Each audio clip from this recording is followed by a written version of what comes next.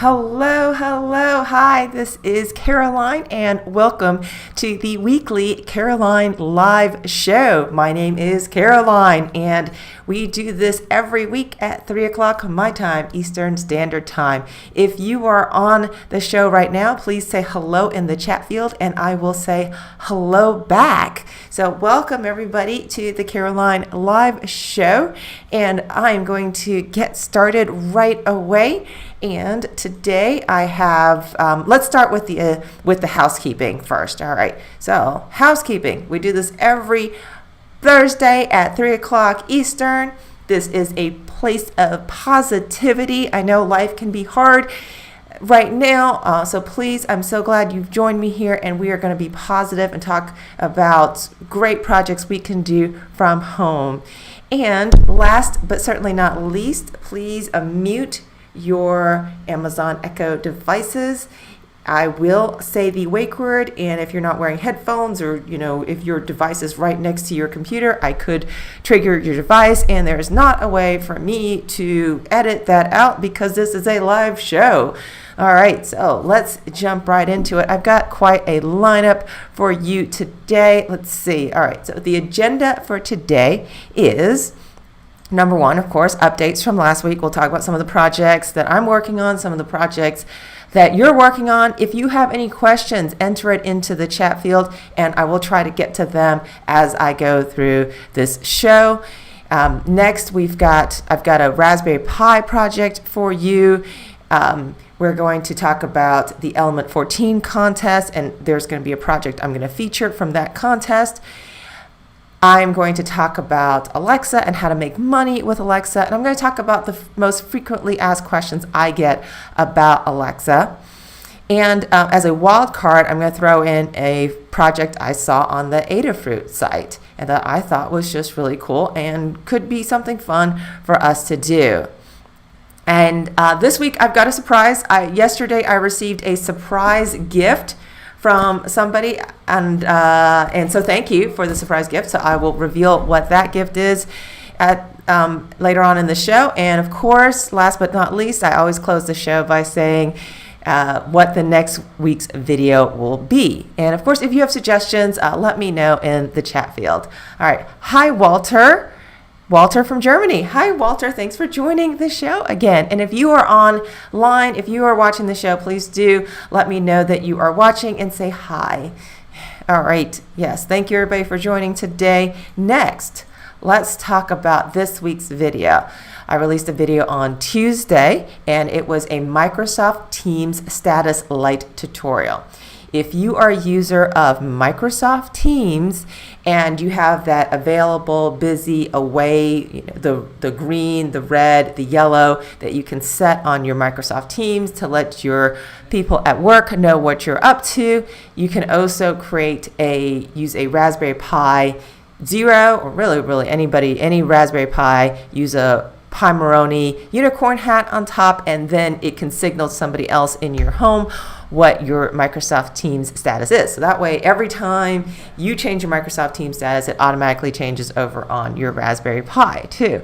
Anyway, so I released that video today. If you are in Microsoft Teams, please do check it out. All right, so, and just to let you guys know, the schedule for my channel, the Caroline channel, is Tuesdays at noon, I release a new video, and then Thursdays at 3 o'clock Eastern, my time, I do this show. So please do join me if you're not live right now. And of course, ask questions and give me feedback along the way on what you think about these projects. Would you do this project? Would you do it differently? And let me know. All right, next. Okay, this is the ongoing saga of my 3D printer situation. So rewinding back, let's see, 2017, I bought and assembled and started doing my first 3D printing. I produced 13 videos on 3D printing on this channel. Then March, COVID hit us, and I turned my 3D printer into a little factory that makes face shields for people.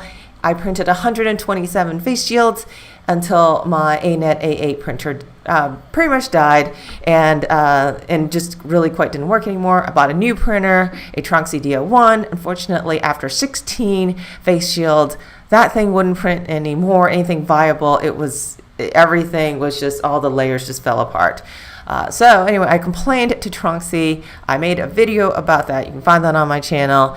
And then I disputed my charge on my credit card. Actually, I paid through PayPal. I disputed via PayPal. And a month after I had all these problems, when they received all of that, when they saw the video, when they saw this, they saw that, they sent me a brand new printer. And I assembled it yesterday. And this is my brand new Tronxy D01 printer. So fingers crossed that this one will work better than the old one.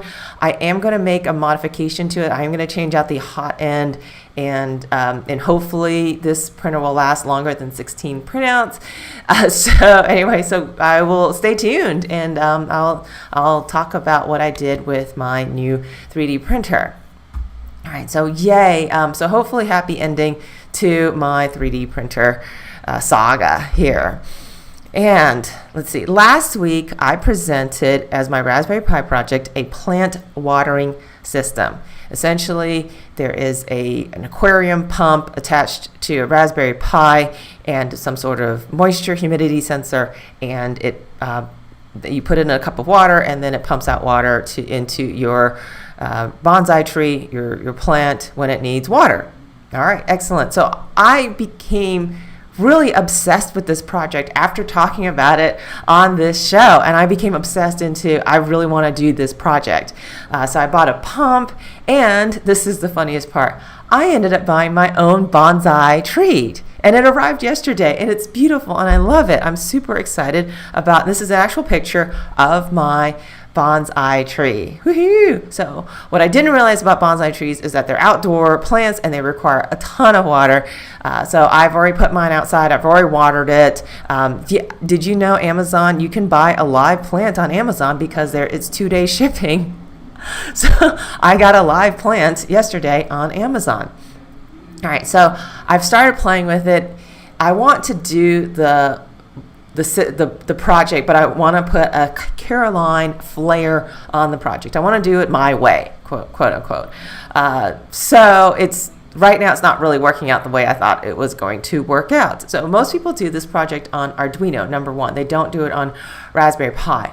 The reason being that Arduino has a analog to digital converter right on the chip, right on the board.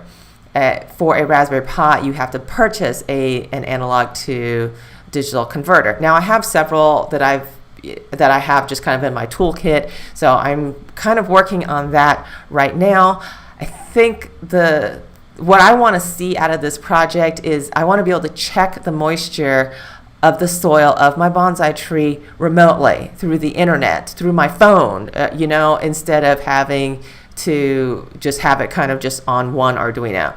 So anyway, if anybody has suggestions about that, please let me know how or when you can use an Arduino, or would you use a Raspberry Pi if you want to remotely check the moisture level of your sensor in that. So yeah, let me know about that. I have done a couple iterations, tried different things, so I'll show you. So I did buy a capacitive soil moisture sensor, and I've got a little bamboo plant that I stuck it in because my bonsai tree didn't arrive until late last night. So I got started on the project. Oh, and I bought this too. That just came quicker. The capacitive soil sensor came quicker. When I actually started the project on Monday, I have to admit, I didn't have the capacitive soil sensor, so I used a water level sensor, and I left it in my bamboo plant overnight, and it corroded after just a few hours. The first 8 hours, it was just covered in corrosion. So I poured out all the water. Hopefully I haven't poisoned my bamboo plant. And I'm not using this water sensor anymore. It did corrode. It rusted up really, really quick. So if you are going to try this project, definitely don't recommend that.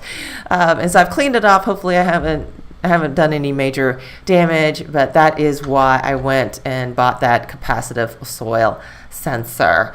And I've got a few pumps, and I've got an Arduino, I've got a Raspberry Pi, I've got just a hodgepodge of stuff, and I'm trying to get it to work. So if anybody has any suggestions on if Raspberry Pi Arduino is better, let me know. And should I give up on my dream of being able to check the moisture level on my phone? Okay, all right, so that's where I am. All right, so my Raspberry Pi project that you know what, I have not put any links in the description field. Let me work on links right now, because I want to make sure you guys know how this works. So let's see. First of all, let's talk about the link to the watering system link here. So let me just kind of go back and put that on there. If you're interested in the watering system link, there it is. And now let me switch over to my browser, and this is the link I just popped in the chat field, and this is the project I presented last week. And I'm obsessed, quite honestly. I'm just really enthralled by this project. So tell me what you think about this project. Let me know. Anyway, so there is like a little, they do create like a little Python database, and then you can see a dashboard, so you can see the graph of the water. But to my understanding, you either have to SSH into it or VNC or something to see this. It doesn't just come right to another computer on the network. And it certainly is not on your phone. So anyway, I want to do this I'm hoping to do this a little bit differently, but who knows where this is going to go. Ongoing project. Next, let's talk about the Raspberry Pi project I'm presenting this week. I saw this on Twitter, I think, somewhere. When I first started this show, somebody asked me about Ubuntu on Raspberry Pi, and I sort of covered that a little bit. I just kind of went through a basic, here's how you get Ubuntu onto Raspberry Pi. And I didn't really have any applications for it. And I really kind of honestly didn't see the point, other than if you were interested about learning Ubuntu or you were starting up a server. Now, Ubuntu actually has a bunch of different, appliances. They're called appliances that you can install on your Raspberry Pi. So first of all, you can install the Ubuntu Plex media server for Raspberry Pi, and this is the tutorial on how to do it. I've already done the tutorial, so let me give you that link here. Plex on Raspberry Pi. Paste, enter. All right, so Plex on Raspberry Pi. Here is this website here. You download the tool and you install it on your micro SD card, and you pop it in your Raspberry Pi. So the challenge, I've gone through this tutorial. It worked exactly as it says in the website. Now, here is the challenge I faced when I started working through this tutorial is that there was no desktop interface, and I had a hard time copying all of my media files. So Plex is a way for you to make a server where you serve up your content, your music, your movies.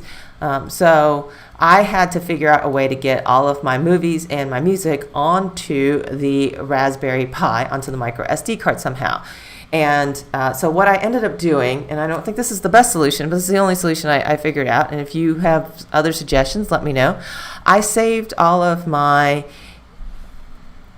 music. I created a music folder on my USB drive here, thumb drive, and I put all my music on here. I put all my movies on here. I made another folder called Movies, and then I had to mount, because it's Ubuntu, you have to mount the USB. So plug in the USB, mount it, and then you have to copy everything. That took a few minutes to copy everything over onto the micro SD card, and then you have to set it up like you would a Plex server. So if you're not familiar with Plex, I talk about Plex on my channel all the time. You can stream your movies, music, TV. You can use it to cord cut. You can attach it to an antenna, and you can essentially just play your stuff anywhere in your home, Roku, on your tablet, on your phone. and your smart TV, and you can watch your content. So anyway, I thought this was really cool. The reason I'm bringing this up is, let's go back to my PowerPoint presentation. The reason I'm bringing this up is because a long time ago, I posted a video on my channel called Plex on Raspbian Stretch. So before Buster came out, which is the current Raspberry Pi OS, there it was, you could install Plex on Raspbian, but it was the Stretch. And then after Buster came out, they made an announcement and said that Plex is not officially supported on Raspberry Pi. And then I made a bunch of videos about how to set up a Plex media server on a NAS, on your Windows machine, on your MacBook, and kind of pushing people and saying, okay, that's the better way of doing it. The other thing about doing it on a Raspberry Pi is that, if you're using a Raspberry Pi A or, Raspberry Pi 3, it really is kind of slow. And a lot of times it's like struggling and it's also based on your bandwidth at home. How much bandwidth do you have? Because it has to go in, if you're doing this remotely, if you're out and about and you're trying to stream this, you got to go back into your home, get that media off of your little Raspberry Pi and then stream it out. So anyway, so the results were kind of mixed. So now I'm kind of saying, okay, it's better to do it on a NAS. But if you just want to do music, and because I never updated this video about Raspbian Stretch and about the Plex media server on Raspberry Pi, now there is a way to do it, but you do it through Ubuntu. And that was the tutorial right there.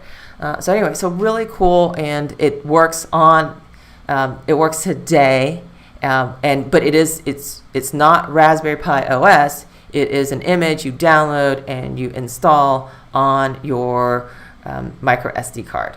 Okay, and it is Ubuntu. So anyway, so great little tutorial here. Check it out. If you're really, really super interested in me doing a video on this, let me know, and I might do a video on this. Okay, so that is my Raspberry Pi idea project that I want to present this week. Next, let's talk about Element 14 again. A couple months ago, I entered this contest. It was an Element 14 contest. I am one of 10 winners of this contest, and every week I feature one of my favorite projects from this contest. So this week I am featuring Sylvie from Australia, and she built a robot vacuum with an Arduino. And this is a little picture of her robot vacuum. And if you're wondering where she got the wheels and the circular stuff from, she 3D printed this thing. It is huge. Oh my gosh. So I tried it on my new 3D printer yesterday. It will not print on my 3D printer because it is 220 millimeters wide. And my desk, my print surface is only 220 millimeters, so it won't take one that's exactly the same size. So I'm not able to make this, but just to make something that big and that tall to fit all her stuff in there must have taken her forever to print this out. So and she does have a top on it, so it is essentially, she made a Roomba as her project. Wow, so amazing. Anyway, so I'm really impressed by this project. Wanted to feature it on my channel this week, so check it out. If you need a Roomba, if you need a robot vacuum, we're not supposed to, do all these trademark names here, but if you need a robot vacuum, you can make one now if you have a 3D printer and our Arduino, and I think she's got some wheels in there and stuff like that. So let me pop that into the chat field, and you guys can make your own. Here is her contest entry. Let me flip this over. I gotta show you this. Let me flip this over to my browser, and here is her project entry right here, and then she's got all this code, and oh my goodness, a lot of work. But you guys are always asking about code. Where is the code? You can literally make this entire thing. She has a GitHub right here, and I'll pop that into the chat field. Where is it? Okay, vacuum code and STL file. So she put everything on here, literally. She has the STL files, and she's got the Arduino file on here as well, and that is everything. Oh my gosh, look at that. So really cool project. So I hope you guys like this project as well. If you need a robot vacuum, now you can just make one if you have an Arduino and a 3D printer. And a lot of time. Wow. Okay. All right. So that is the Element 14 project I am featuring this week. I hope you enjoy it. All right. So that is it for kind of Raspberry Pi projects. I do have a Wildcard project at the end of this, but if you have any ideas, questions, Raspberry Pi, let me know. Okay. All right. And so say it in the chat field. All right. Now, next, let's move on to Alexa. All right. So for my Alexa project this week. Oh, wait, before I go on, I always forget to make these slides. Okay. So how would you make a robot vacuum? Do you need a robot vacuum? Have you thought about robot vacuuming? So I kind of started thinking about how I would make a robot vacuum. Would I do this project? So I guess I think if I were to do this project, I'd make the vacuum a whole lot smaller, just because it looks like it would take forever to 3D print this. And it'd be really cool to make a robot drone. I don't know if I could make that or not, but that's also another project I've thought about. 3D printing a few pieces and then making a drone. But I think flight is pretty hard. So anyway, yeah, I would make this a lot smaller. And yeah, wow, that was a lot of work. So anyway, think about your own robot vacuum and if you would make one and how you would make one. And let me know.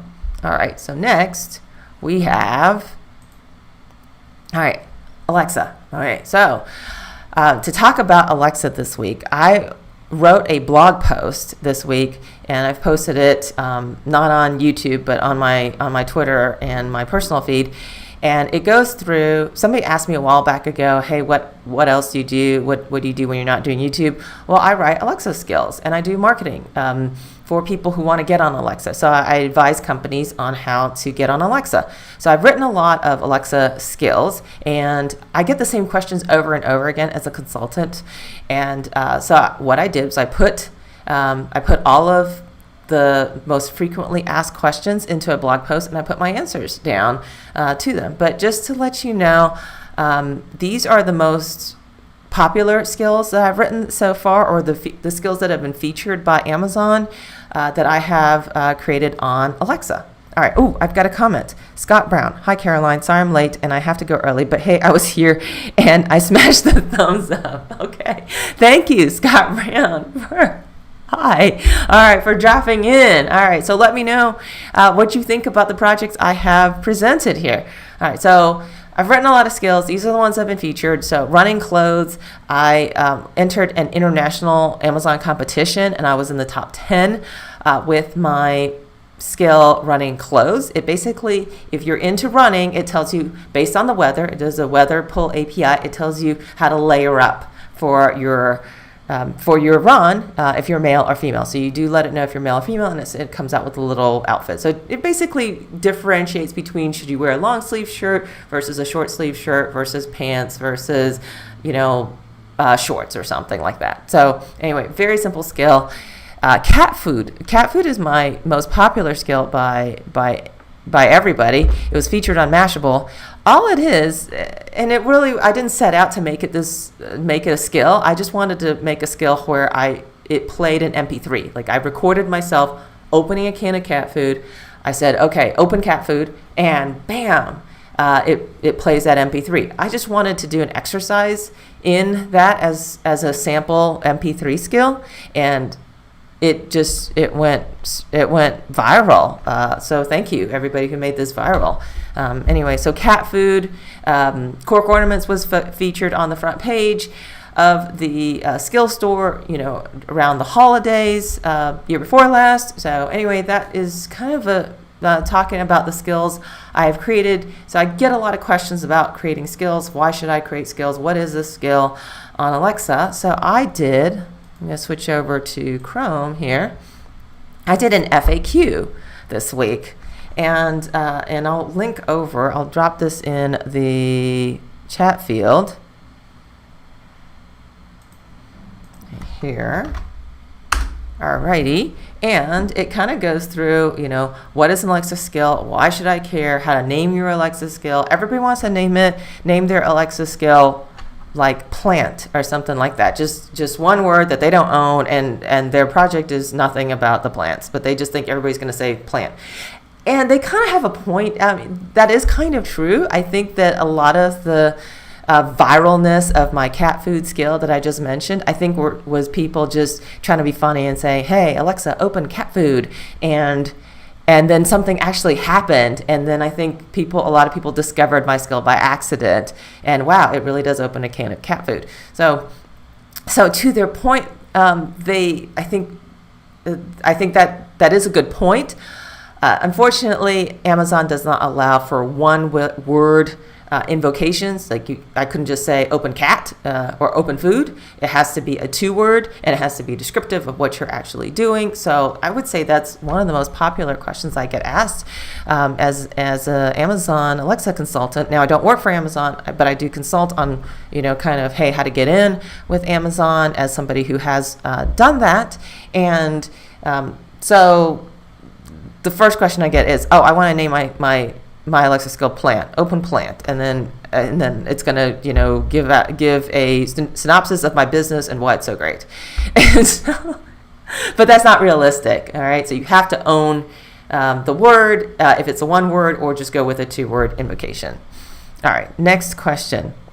Rodney says, has anyone created a skill for playing YouTube music for Alexa? Ooh, YouTube music. All right, that's a great question. Now, I've got some opinions about that. Okay, when Alexa first came out and the Echo Show, which is the one with the screen, first came out, and this is 2 or 3 years ago at this point, I would go up to my Echo Show and say, hey, play YouTube, and I would ask it to play my YouTube videos. Shortly thereafter, they cut that off, where it couldn't play a YouTube video. And they did that on purpose because they're competitors, Google versus Amazon. And then I don't know what happened after that. Maybe they re-enabled it or something like that. So that was, the whole YouTube, Google versus Amazon, that is real, okay, people? Just to let you know. And then last year I produced a video where you could play music through Alexa, but through Google Drive. So you would upload your music into Google Drive, and then you could play it through Alexa.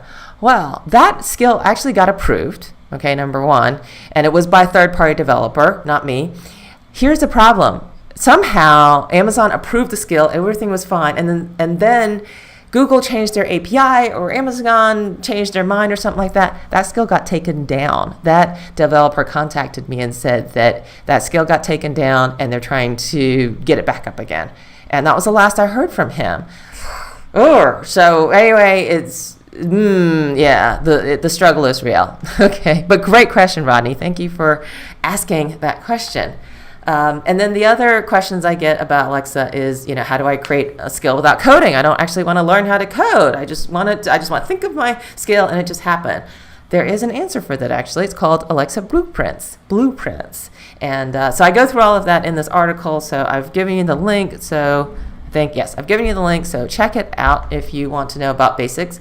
But I thought the most eye-catching thing I could say about Alexa today is how to make money writing skills for Alexa. And I've got another comment from Rodney. Just to let you know, I have used Heroku to develop the code, then VoiceFlow to create the skill. Okay, excellent, Rodney. Good job. Okay, so now, Rodney, good luck. I hope, let me know how it goes with you. But, all right, so here is let's go back to my PowerPoint. Let's see, so PowerPoint. All right, so here is how to make money by writing Alexa skills. There are 2 ways you can make money. There's a third way too. It's really not very popular. You could have like the number 1 skill, and then they'll give you money for that or something like that. But generally speaking, the 2 ways to make an Alexa skill is 1, in-skill purchasing. So like an app for your smartphone, you can sell things within the skill.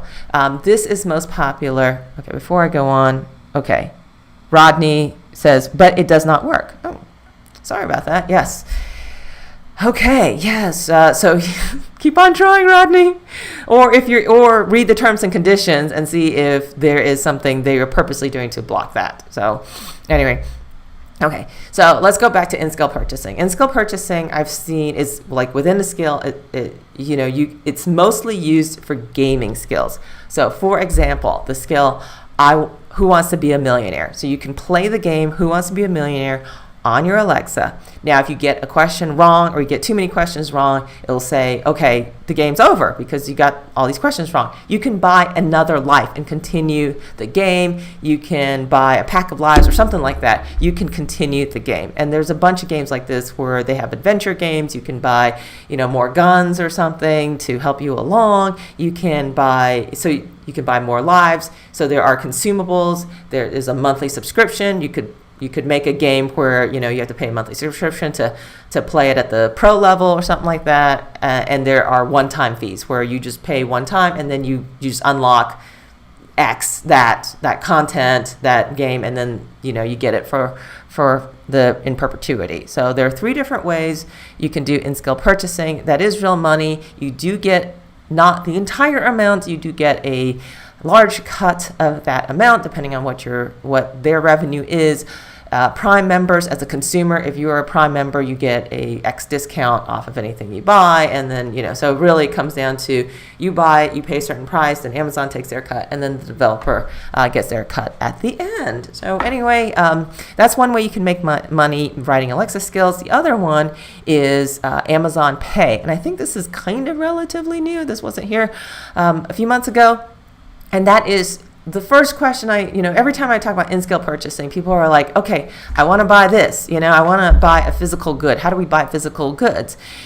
If you are a merchant on Amazon Pay, and it doesn't have to be a physical good either. It could be concert tickets. Not that there are any concerts going on right now, but it could be tickets as well. So if you've gone to a website, you've ever done e-commerce shopping, and you see like a cup that you want to buy or something like that, and you get to check out, and there's all these checkout options. You can type in your credit card number, or there's something called Amazon Pay, and basically you're paying through your Amazon account as a consumer. Now they've linked that in with Alexa, and you can create a skill where it's kind of the same e-commerce experience, but without the screen, where you buy a cup, buy what you want to buy through the Alexa skill, and your payment is rendered through Amazon Pay. And I think that's relatively new. And so if you want more information about this, let me go to my Chrome browser, and I'll show you Sell Goods and Services with Transaction APIs. So they talk about in-skill purchasing and Amazon Pay here. And I will drop this link into the chat field here. Let's see how to make money with Alexa skills. And here you go. So check that out. So in-skill purchasing, gaming, buying more lives, buying more shirts, guns, whatever your virtual character needs, and then Amazon Paying, buying real stuff like cups and plates or something. I don't even know at this point. So have I actually bought anything on Amazon Pay? No, I have not. Have I even come across a skill that does that? No, but have I checked out every skill in the skill store? I think there are 1 million skills at this point. So no, I haven't checked out every skill in the skill store. So anyway, just let you guys know that is something you can do on Alexa, and that's my Alexa project presentation for this week. So let me know what you think about the projects I'm presenting, any ideas, anything. All right, so now let's go into my Wildcard project. I always try to include some sort of Wildcard project project ideas as I go through the show. This week I am featuring a guitar tuner, and this was shown on the Adafruit website, and I believe that this is a screen, and that's how they've made this project. So it's not an actual thing that you print out and put on there. I believe that this is the graphics on a screen. So I thought that was pretty cool, and let me show you the website for it. So this is on the Adafruit website. Let me drop this link into the chat field here. And there are a couple of things that you need to buy. and it tunes your guitar. So basically you would strum your guitar and it would tell you how close or far away, and then you would adjust the struts, you would adjust the knobs on your guitar to get to the right tune. Now, I think this is just, it says it uses display IO library for CircuitPython. So I thought this was just beautiful. So that's why I'm featuring it. I thought it was just a beautiful project and a way to do this. Of course, you can buy a guitar tuner for, I don't know, less than $10 on Amazon. And you're probably looking at a lot more work than that on this one. So sometimes the projects I present on this channel aren't the most productive things that we could be doing, but hey, it could be fun. If you're really into guitars, or let's say you have a friend who's really into guitars, a musician friend, I bet they love this as a gift. So anyway, I wanted to, so you do need a 3D printer. There are some 3D printed components as well, and then they go through all of the parts. So it's a CircuitPython powered internet display, and you've got to get some cables, and here it is. Here is that beautiful project. All right, so what do you think? And how would you do this? And would you do this project? All right, you guys are quiet today. Okay, so, all right, let's move on. Next, PowerPoint. Okay, next, I received a surprise gift yesterday in the mail. So you guys probably don't know this, but if you know me, this is the, I'm going to take off the little PowerPoint here. All right, so if you know me, I do, if you look really, really carefully at my channel, I do have an address. It is not my home address. I rent a box from somewhere, and I have an address if you want to mail me something. So I got a gift this week, and this is the first gift I've gotten in a really long time, or ever, really, I think, at my mailing address. And there is this, and I received this as a gift this week, and it's a power bank charger from Charmast is what it is. Okay, Rodney says there is a free skill for Alexa to tune a guitar. Oh yeah, that's a good point. That's how you should do this project. Wow, that's a lot cheaper than the project I just presented. But you know, hey, they're and maybe on the Echo Show, maybe there's a really cool, you know, graphics involved, and maybe it's really pretty. All right, so let's open up this this power bank charger. Hopefully, it doesn't fall out. So people, once in a while, people do send me stuff to feature on my channel, but they usually email me first and kind of say, hey, when can you make this video? What are you going to do? And then I kind of have to decide, well, you know, is this something that would be good for you guys, for my subscribers, and is this something you want to know about before I agree to feature something on my channel? So I'm very discerning about that, but this is really cool. So it's a power bank charger, and there's a little pouch that it came in, and here is the power bank charger. And what I like about this charger is that it's my first and only USB-C charger. And for somebody with a lot of devices that uses USB-C, this is huge. So thank you very much to Charmast for sending me this power bank charger. This is great, and I'll be using it. And I already tried it out last night. It works. It charged up my iPad Pro really quickly, and yeah, this is so. Thank you for the gift, and I'll be accepting gifts on my at my mailing address that's on my channel. All right, so that is let's go back to the PowerPoint. All right, so that is the surprise gift I received yesterday. Thank you very much. So one of these perks of being a YouTube personality. And next and last for today's show is next week's video. Next week's video, I made a video a long time ago, not a long time ago, maybe a little bit over a month ago, where I made this hand washing timer. So I want to make sure I'm washing my hands for 20 seconds because of COVID-19 every time I walk in the door. So I made this little hand washing timer. It's got this motion sensor. You know, you wipe your hand over it, or you pass your hand over it, starts the 20-second timer, it plays a little song. I cut these royalty-free songs, 20 seconds each. It had this little display, but it was using a Pymoroni hat speaker, which got discontinued, unfortunately. So I had to figure out how to do the project without a Pymoroni speaker hat. And so now I'm using a 3.5 millimeter input speaker. I'm using the same motion sensor, and now I'm using an LED that lights up for 20 seconds.